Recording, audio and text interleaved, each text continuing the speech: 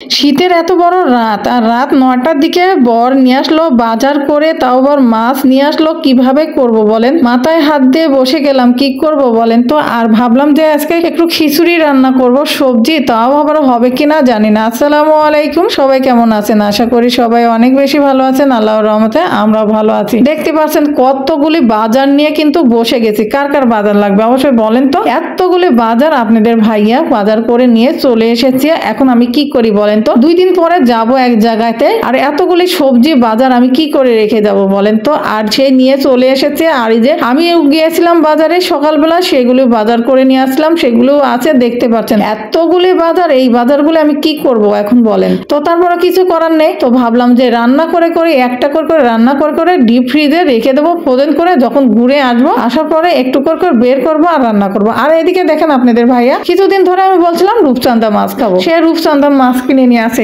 এই মাছ কিন্তু এখন রূপচাঁদা মাছ বলতেছে। আমি জানি না এই মাছের নাম কি বলে, আপনারা কি জানেন? জানলে অবশ্যই কমেন্ট করে জানাইয়েন তো এটা কি মাছ বলে। তো আপনাদের ভাইয়া বলছে এটা রূপচাঁদা মাছ। তো যাই হোক, এই মাছটা দেখে ভালো লাগলো। এই মাছ কিন্তু আমি এর আগে কখনো খাই নাই। তো এই মাছগুলো এখন কেটে নিব। আর এতগুলি সবজি কি করব, মাথায় হাত দিয়ে বসে গেলাম, টেনশন। তো এই তো টেনশনে কি করার আছে বলেন, সব কিছু রেডি করে গোছগাছ করে চলে আসলাম রান্না করে। তো ভাবলাম খিচুড়ি রান্না করতে চেয়েছিলাম, সবজি খিচুড়ি, সেটাই করে ফেলি রাত্রেবেলা। তাও আবার রাত 10টার পর 10:30টার দিকে আমি বসে গেলাম সবজি রান্না করার জন্য। সব কিছু কোটা বাছা করে নিয়ে বসে গেছি দেখুন এখন রান্না করার জন্য। আর কি যে কষ্ট লাগতেছে কি বলবো, শীতের রাত আর এইভাবে রান্না বাড়ি করা কম কষ্ট। তো দেখুন এর মধ্যে কতগুলি সবজি দিয়েছি, ডাল দিয়েছি, ব্রোকলি দিয়েছি, সিম দিয়েছি, মিষ্টি কুমড়া দিয়েছি, পেঁয়াজ ফুলকা দিয়েছি, আলু দিয়েছি, আবার এই যে পাতা কপিটা ভাপ দিয়ে সুন্দর করে নিয়েছি। সব সবজিগুলো দিয়ে এখন ভালো করে এখন কষিয়ে নিব। আর চিনি এত গুঁড়া চাউলও ধুয়ে নিয়েছি, সেটা মিশিয়ে ভালো করে কষিয়ে নিব, নেওয়ার পরে রান্না করব।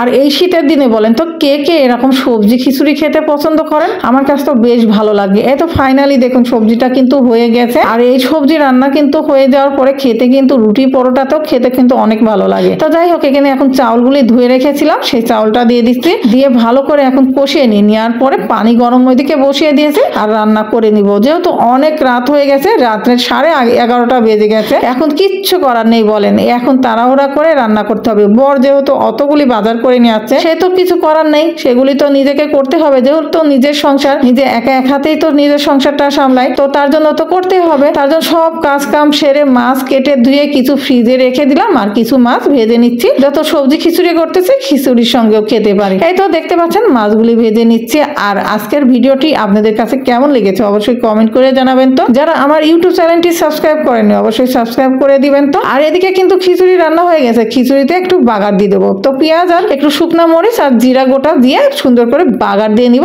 বাগার দিয়ে খিচুড়ি রান্না ব্যাস কমপ্লিট করে নিব। আর আজকের ব্লগটা কেমন লেগেছে সেটাও কমেন্ট করে জানাবেন। ভালো লাগলে অবশ্যই ইউটিউব চ্যানেলটি সাবস্ক্রাইব করবেন, ফেসবুক পেজটি ফলো করে পাশে থাকবেন। আল্লাহ হাফেজ, আসসালামু আলাইকুম।